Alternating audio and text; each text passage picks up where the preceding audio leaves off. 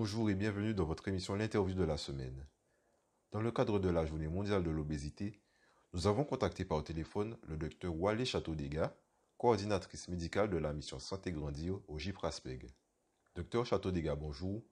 Pouvez-vous nous expliquer qu'est-ce que l'obésité et spécifiquement l'obésité infantile? L'Organisation mondiale de la santé, l'OMS, définit l'obésité comme une accumulation anormale ou excessive de graisse corporelle qui peut nuire à la santé. Et nous utilisons couramment l'indice de masse corporelle ou IMC pour estimer l'adiposité. C'est en fait le rapport entre le poids et la taille au carré. Et ce reflet de la corpulence va vous permettre de définir les individus de poids normal, avec un IMC compris entre 18,5 et 24,9. Le surpoids, quand on a un IMC qui est entre 25 et 29,9. Et l'obésité avec un IMC au-dessus de 30. Chez l'enfant, l'IMC va s'interpréter à l'aide des courbes de corpulence que l'on retrouve dans le carnet de santé. Elles vont s'exprimer en fonction de l'âge et du sexe de l'enfant. Il existe du coup une zone où la corpulence va être adaptée en fonction de l'âge de l'enfant et de sa croissance. Et au-dessus d'un certain seuil qu'on a nommé aujourd'hui l'IOTF 25, on va dire que l'enfant est en surpoids. Il existe une deuxième petite courbe au-dessus qui est l'IOTF 30 où on va parler d'obésité infantile. Du coup, l'obésité infantile, c'est un vrai problème de santé publique du fait de sa prévalence. En France hexagonale, le surpoids et l'obésité sont estimés à 16% chez les garçons et 18% chez les filles. Et le surpoids est fréquent dès l'école primaire. En Guadeloupe, on a noté une augmentation de la prévalence du surpoids dès la grande section de maternelle, avec un pourcentage entre 9 et 10% du surpoids et de 4 à 5% pour l'obésité infantile. En fait, il est vraiment important de prendre en charge la surcharge pondérale chez l'enfant parce qu'il existe un risque important de voir persister l'obésité à l'âge adulte avec un risque de développer des maladies chroniques telles que le diabète de type 2 que l'on est censé voir normalement chez l'adulte après 40 ans. Comment l'obésité infantile est-elle traitée?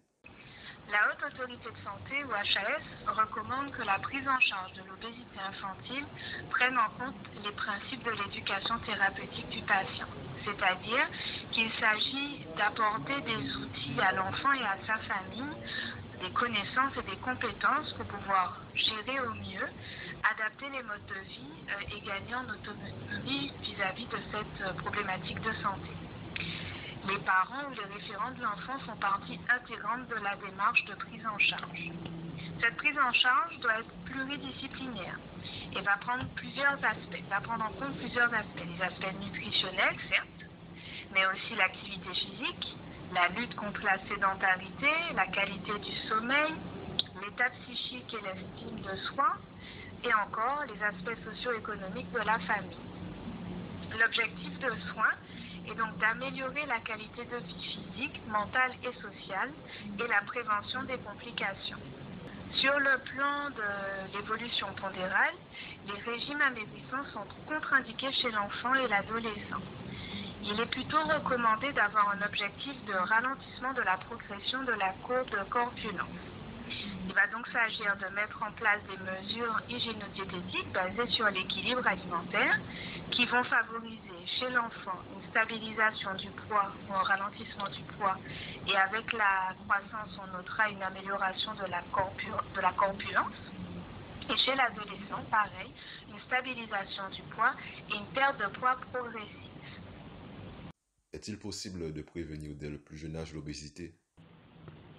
Il est recommandé de dépister tôt et de proposer une prise en charge précoce chez des enfants qui présentent un surpoids, comme je le disais, afin d'éviter la constitution d'une obésité persistante à l'âge adulte.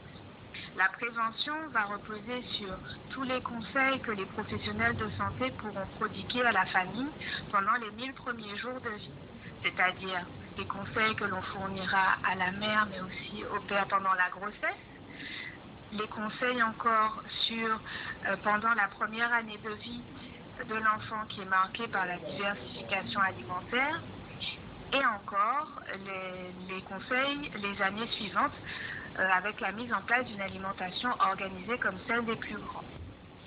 Le dépistage, quant à lui, va reposer sur un suivi régulier de l'évolution pondérale en remplissant les courbes du carnet de santé à chaque consultation médicale ou au moins 3 fois avant les 2 ans de l'enfant et 2 fois après les 2 ans de l'enfant.